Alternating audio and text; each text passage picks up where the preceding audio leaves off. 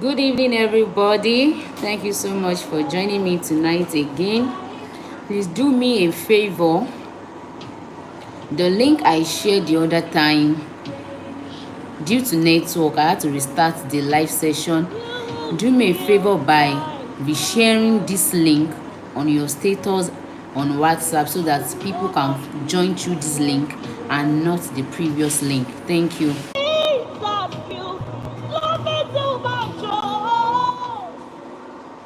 So good evening, everyone.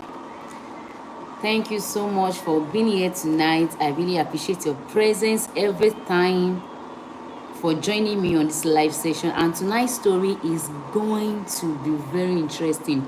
And I tell you, I don't just want you to come and listen to it because it will only be interesting, but I want you to listen to it, number one, to learn from it, number two, to give your advice to the person that is sharing the story, because this particular story, this person is still battling with the addiction. The story I'm sharing tonight, the person is still battling with the addiction. So I don't just want you to listen to it like you are listening to any other story. I want you to listen to it because you are going to be giving your word of advice to the person at the end of this live. You'll be sharing your word of advice via the live chat. If you have anything as I'm saying the story, just drop it via the live chat. I will see it. So please don't listen to tonight's story like any other story. You are going to be sharing your word of advice at the end of the live session, and you are going to learn from it. Make sure that you learn something from it, not just that you will be hearing this story for story's sake. Thank you so much. So it's 8:12 already, and I will start the story. We have no need to wait, so I'm going to be starting the story. If you check my status this afternoon, or if you're on the Church Girl Just WhatsApp group, you will see that I posted something. I even sent a broadcast of the sneak peek to tonight's story, and I needed to do that because I know that okay, this story is not something that you should miss. So you must make sure that you share it to someone, and then someone tells someone that tonight's story, you must not miss it. So it's the story of a sister. She didn't share her name. Actually, she didn't share her name, and we don't need her name. We only need the story, and for us to get back to her that okay, you can do this and you can do that. And if you check the sneak peek of the story that I sent, I said that this lady said since it was childhood, she had sexual affairs with her three siblings and with her pastor. Actually, when we were discussing about the story, she told me that she didn't do what she did with her siblings intentionally, because they were kids, and their mom used to leave them at home. Their mom used to leave them at home to be at home when she goes to work, and then so as a kid they were just playing and they involved in that act. It was not intentional, and she never knew that what she was doing then was bad. So she never knew that what she was doing then was bad, but she grew up before she knew that okay, this thing that I'm doing is actually bad, it is not good, and then there's nothing that she wants to do about it anymore. So it was when she now grew up that she got to know that okay, this thing that I've been doing is very bad and I need to work upon myself or myself. But as at that time, it was already late for her, because at when she got to know, she didn't get to know in a very good way. And I will say something to people that used to preach the gospel: please do us a favor of preaching the gospel in the right way, that people will be blessed. When you want to tell people that okay, what you are doing is wrong, this is the way you should be doing it, don't tell them in a way that they will feel condemned. When we are talking to people about okay, this is what you are doing that is wrong, don't tell them in a way that they will feel condemned. They will feel like, oh, my whole life has been a mess. Preach the gospel of love, the one that you received, the gospel of power that will liberate people from the bondage that they are. So this sister, the person that got to preach to her, was condemning that act, not knowing that she was into the act. So the sister was just saying that everybody that is fornicating, that have had sexual affairs, that have done this, have done that, this person is going to go to hell, and God will not forgive that kind of sin. If you have had sex with your siblings in whatever way, you are going to hell. There are sins that they are not forgivable, all those things. And this sister feel like, oh, I have no hope in life. So what am I keeping? What am I keeping myself? And from there, she went into the world and began to explore. She was exploring because she felt like, okay, I have no reason to live. I have no reason for living. I have no sense that what I've done, God will no longer forgive me. And growing up for her again, she was taken advantage of. Don't forget, I said the other time that she had sex unintentionally with her siblings, 3 of her brothers. They were just left at home. It was not her intention. So, and from there, as she was small, she was taken advantage of by her pastor. This man took advantage of her. It was, when I was saying the story, it's such a touching story that I was so emotional, because this lady, she has gone through a lot. Her pastor took advantage of her, and not just took advantage of her alone. He was forceful about it, like, you are doing what is wrong, and you are making her feel like she's the problem in this situation, like you are guilt tripping her. The pastor was literally guilt tripping her. He was guilt tripping her, and after that, she was still feeling this, she was still having this remorse feeling of, okay, I think this thing is not good.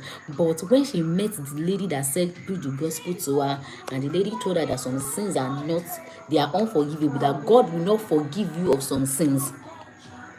So when the lady told her that God will not forgive her of some sins, and the sins that this lady listed as part of the sins that God will not forgive is the sins that she has actually committed. So she felt like, okay, God will not forgive me. And then she just, okay, since that God is not going to forgive me, let me start doing this thing back to back. She started watching pornography. She started masturbating rather. They started fornicating in different sizes and different kind and different type of men she entered, and she was doing this full force. Before she now came into the understanding that there is no sin that God cannot forgive. So it's not that those things that she did, that she has done by mistake, and when she got to know that, okay, this mistake that I made, God will not forgive me, then she was intentional. She was not intentionally doing that. Since that God will not forgive me, I'm going to hell. So she now started doing them. Started doing it full force. She was doing it, and later she got to hear the gospel of peace. But when she heard the gospel of peace, that was very recent. She has gone so deep to the point that she felt like God cannot forgive her. She just felt like, okay, God will kill her, because she was like, if you hear things that I've done, God will not forgive me. But I said, don't worry, God will forgive you. And when she was making the illustration, when she was telling me the story, okay, this is what I've done, this is this and that, I felt like, okay, don't worry, when I tell the story to the world, people will be able to give their advice on what you should do, what you should work on, and things like that. So I'm going to be digesting the story bit by bit, so that you will know where your advice is needed. Thank you for joining me once again tonight. If you have not shared the link on your status, please do make sure that someone is not missing from this story. I've given us a what should I call it? A summary. So you know that, okay, this story is going to be interesting. So please make sure that you share the link on your status for people to join. Now let's go into the gist in full. If you are seeing me for the first time on your screen, my name is Unashamed, and I'm the face behind Church Girl Gist and the popular Unashamed stories of breakthrough from sexual addiction. I'm a believer of the forgiveness, the power of forgiveness in God. I preach forgiveness of sin, and I tell people that they can live without the sin they feel that they are addicted to, because there's a power in God that can break addiction. So that is what I preach, and that is why you are here, and that is why we are bringing this story, so that people can listen to it and they can see and have hope that God is still in the business of forgiving sin. God is still in the business of redeeming life. God is still in the business of changing people's story. So then, right about now, let's just go into the story. Trendybeats.com. So tonight, I said I'll be sharing a story of this sister that she said she had sexual affairs with her siblings. He said on that particular day, I'll just be saying it from the way she told me, so that you can feel the emotion. I don't want to read. I'm trying not to read from what I compiled. I'm trying to see it so that you can feel the emotions of the story. He said one day she was at home. She was small, and she was this young lady that doesn't have a very good relationship with her parents, most especially her mom from the onset. He said she doesn't have a good relationship with her mom. Anytime that she feels like, okay, something is bothering her, and she runs to her mother, okay, mom, this is what I'm passing through, the woman she will just shun her off. What do you know? Shut up your mouth. Go and carry your book. Go and read your book. Are you the only child that I have? All those kind of things. So it got to a point that if she wants to tell her mom anything, she will just prefer to tell a friend, or she will tell all these area big sisters, and she will not just say it, because her mom is not always ready to hear her out every time. The mom will just be like, shut up your mouth, go and take your book, go and pray, go and do all these things. And she's this little girl that she has a lot that she's passing through. She has a lot of sexual and emotional pressure from people that she wish she could tell her parents. She even told that there was a time in her life that somebody wanted to rape her, and she told her mom, instead of her mom to confront the person and deal with the person, the mom slapped her. What do you mean that somebody is trying to rape you? What do you know that they call rape? Not that you trying to say. She was trying to say that, okay, she was, as a child, she was trying to describe the situation to her mom, that okay, this person opened my clothes, this person did this, the mommy slapped her, shut up and don't say this to anyone, go and take your book, go and read. So this thing actually affected her, and she stopped carrying her mother along in her matter. And that was the beginning of the torment from the devil. Because see, if the devil is successful to make sure that you keep shut your mouth from telling people, you don't have anybody in your life that you can say, okay, this is what I'm passing through, and they can give you godly advice, please go and look for one, because it's the devil that is about to torment you. And that was what the story of this lady, that was what brought about the story of this lady. She had nobody that she could confide in. So on a particular day, she was in church, and this sister that I said that preached the gospel to her was preaching about that there are some sins that God cannot forgive. If you had sex with your siblings, if a father has sex with his son, with the daughter, if a mother has sex with the son, that there are sins that God is really, really against, and God will never forgive anybody that have passed through that, and that person is going to hell. So when she heard that gospel, she felt so threatened, because she's someone that she was religious. So she felt so threatened, and she went to one of her auntie and confided in her, told this auntie that, okay, auntie, this is what I'm passing through. I never knew that this thing was bad. When I did it, I was just alone with my brother in the house, and we were playing, and this is the end of the play. We had sex. I didn't know it was a sin. We were just being childish. And this auntie was like, what? How will you have this kind of experience? She only went that she wanted to confide in this auntie because of the sermon that she had, that okay, if this auntie can actually do something for her, she was scared, she doesn't want to go to hell. And she told this auntie, but instead of this auntie to help her, she went to the rooftop to blow out the secret.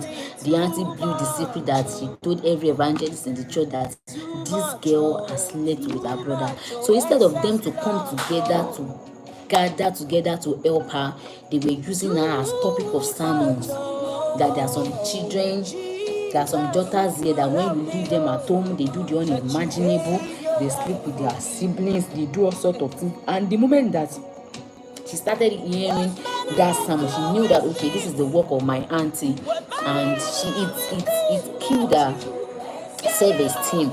She lost her self-esteem from 100 to 2%. Like she was not, but she was not sure, but she felt like if God doesn't want me, if someone has told me that God is not going to forgive this sin of mine, and I'm trying to confide in someone to ease myself of the burden, and this person also is carrying my matter to the rooftop, then nobody wants me. So she just jumped into that conclusion that God didn't want me and man didn't want me, so I can do anything I want to do with my life. So as a child, she started picking her mom's phone, her dad's phone. She would go on a site, on a porn site, look for pornography, because then she was not so old to engage properly in sexual affairs. So there's nobody that will see her at kind of it, maybe around age 12, that they will say, oh, she was a minor. So she was, that time she was lured into pornography, using her parents' phone, her siblings' phone to watch pornography, and she began to masturbate. So that was her story, and that was how she got so addicted. She was very, very addicted to masturbation and pornography. But when she was saying the story, when she shared the extent at which she was addicted, I really felt her pain. She was like standing, she could be standing, like everybody's looking at her, she's standing, and right where she is, she's engaging her thoughts to get herself ease in sexually. Like she can sit beside someone, and while sitting, you are the one looking at her that she's sitting beside you. She's in her mind, she's already engaging thoughts that will relieve her emotionally. So it was that bad that she doesn't know if she's in church or she's anywhere or wherever she is. She can do anything anyhow with anybody. So she was so addicted. You know, someone that has been doing something from like age 12 to I think age 20, like 80 years, doing it back to back almost every day, being addicted to pornography and masturbation. You know that that's a lot. So there's nothing that she could not use for herself to get herself eased sexually. So apart from that, she met a friend in school, and this friend is like when you walk in, when you meet your type. She met her type, and they began to explore each other. From there, she was lured into lesbianism and with this particular lady, and she went to a boarding school, so she was lured into lesbianism, and they began to do it together. But she said she was not pleased with lesbianism, with her experience. So when she got to senior secondary school, around SS2, SS3, it was then that our pastor took advantage of her.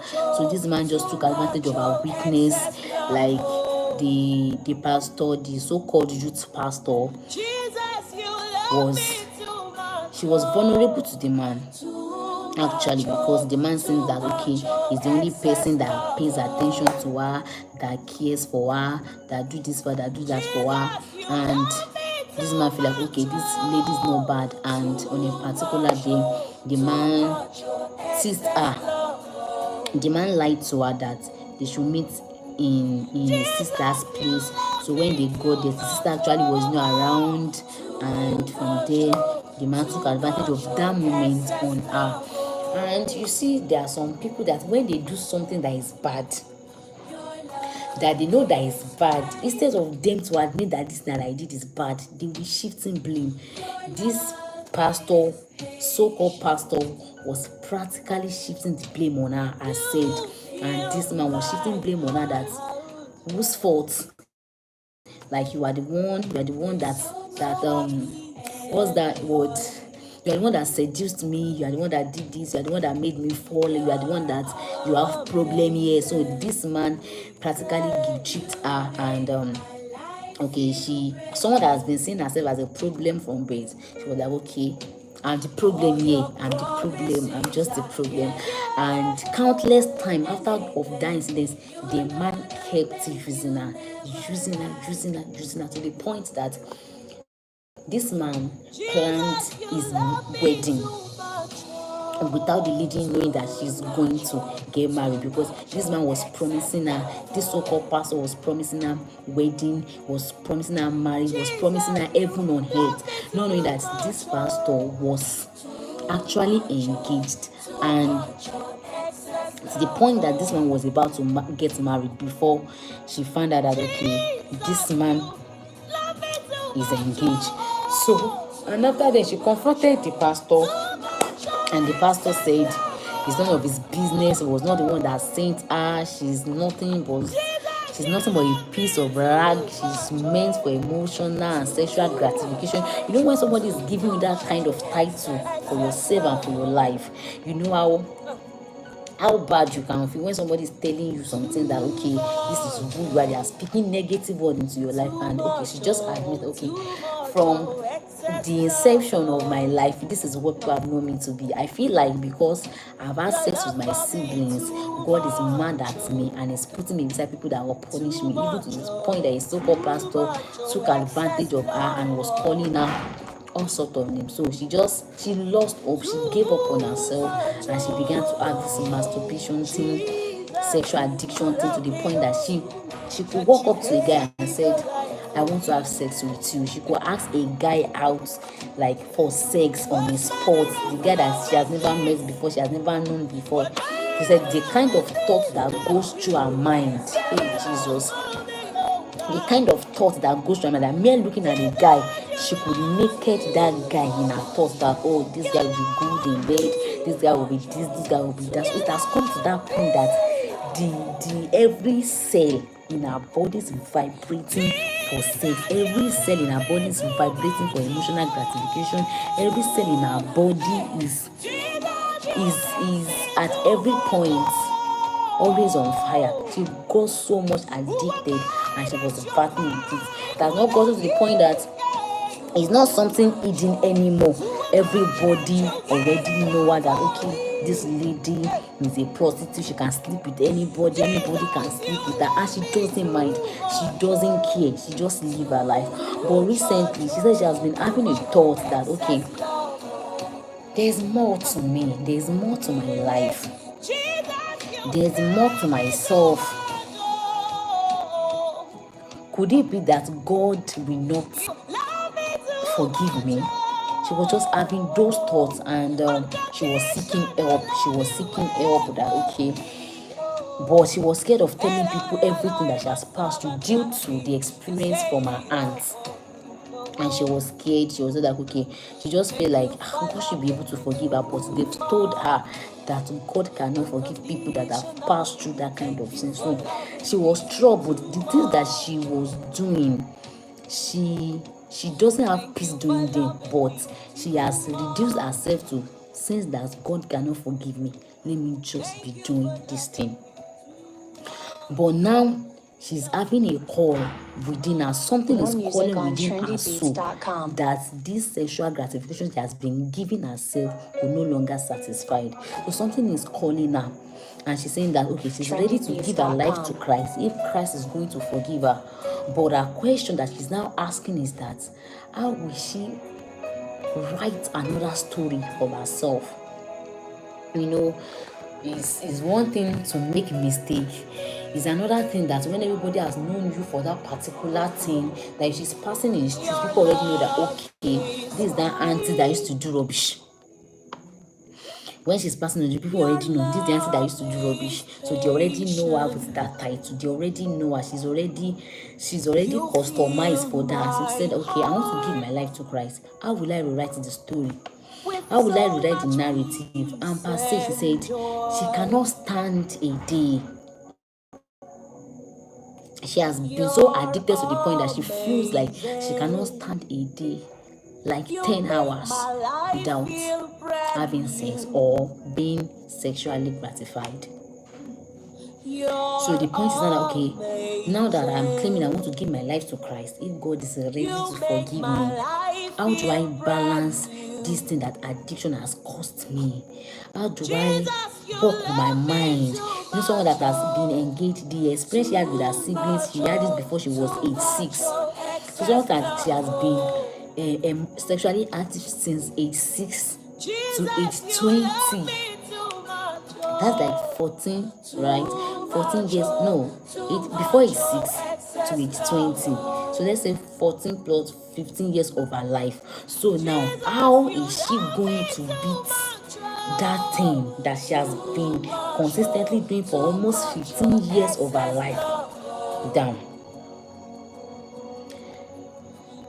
Question that she asks, will God forgive her?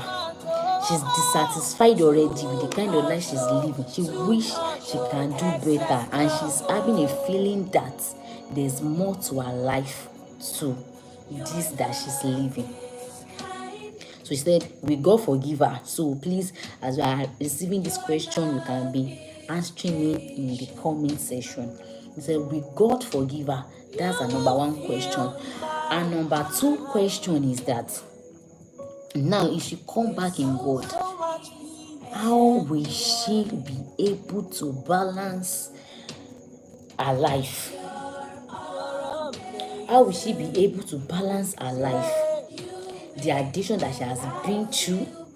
How will she be able to stand alone? Someone that has been doing something back to back for 15 years. How will she be able to stay true without having that addiction, that habit again till she's maritally settled?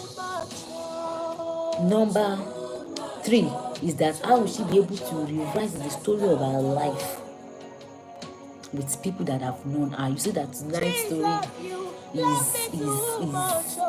is very, very is one of its kind. Seriously, it's really one of its kind. And even me, I had to summarize because there were some part of the story that she was giving details, but that is not for the public. I had to just compile it and just summarize it into what I'll be giving. So I would like to be hearing our opinion. Okay, someone is saying that God will definitely forgive her. Sure, God will definitely forgive her. God will definitely forgive her. But how will she be able to cope with something that she has been addicted to for the past 15 years of her life? And now that she wants to fully embrace this life, and couple with the fact that she said nobody believes in her.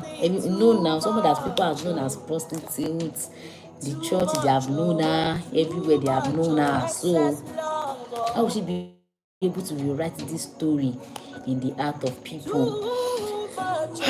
Glory to God. We will take off from here. Definitely church girl will take off from here too. That is why we are saying you should share your story so that you can be helped. But also we look forward to people's we look up to your kindly advice. We look forward to your kindly advice on things that she can do, because she really needs. When you are in the midst of people that can help you is another thing. But when you are in the midst of people that doesn't believe in you, you know that changing in that kind of atmosphere can be very, very difficult. It can be very, very difficult, and it can be very, very challenging. If you join late, this is Anuyemi, the face and the brain behind Church Girl Gist and the popular Unashamed story of breakthrough. So this is Unashamed, true life story of breakthrough from sexual addiction. If you have something that you are passing through, you have an habit, a sexual habit, sexual addiction that you are passing through, that you have gone through, that you can come boldly to share your story or share your story anonymously.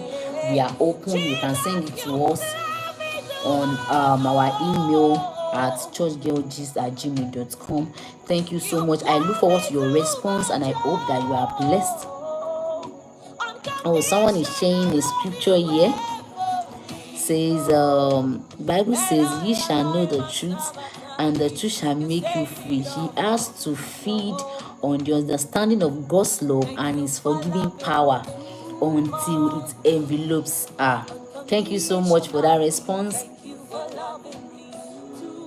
Okay, help us to reduce the background music. Okay. I hope you can hear me better now. If you can hear me better, Darasimi, please let me know. You shall know the truth, and the truth shall make you free. She has to feed on the understanding of God's love and His forgiving power until it envelopes her up. Wow. Okay, another response. Firstly, to my understanding, the change starts with her, but she cannot do it alone. Definitely, she cannot do it alone. Than asking for strength from God and laying all her life, including her emotion, at the feet of God. Thank you, Charis Pavilion, for that response. But let me start from the response of the Bible says, "You shall know the truth, and the truth shall make you free." Rather, she has to feed on the understanding of God's love and His forgiving power until it envelopes her.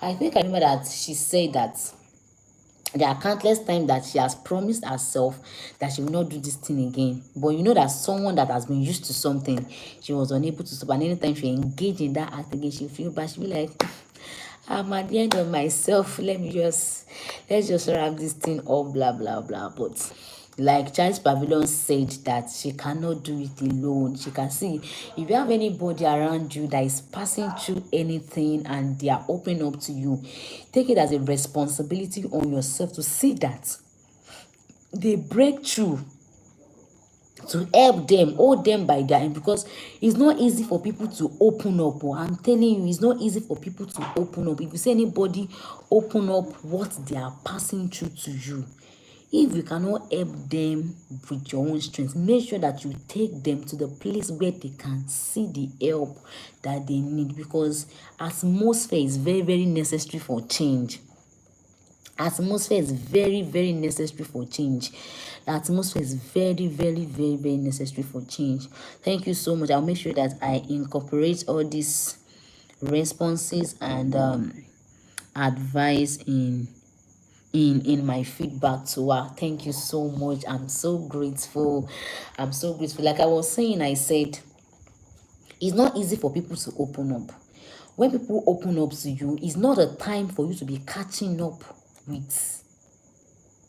with their personal, with what they are confiding in you for. Because one of our problem was that she opened up to her sister, her aunt, and the aunt went to tell everybody, the church authority, and that makes her be like, okay, she cannot confide that matter in anybody again. So if people are opening up to you, please make sure that you do God a favor in them by keeping their secrets and helping them. Make sure, if you can't help them directly, make sure that you find a way of seeing that they get the help that they really need.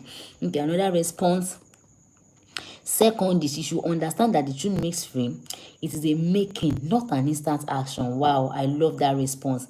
It's a making, not an instant action. She should rely on the internal working of the spirit, irrespective of what happens during the. I love this response.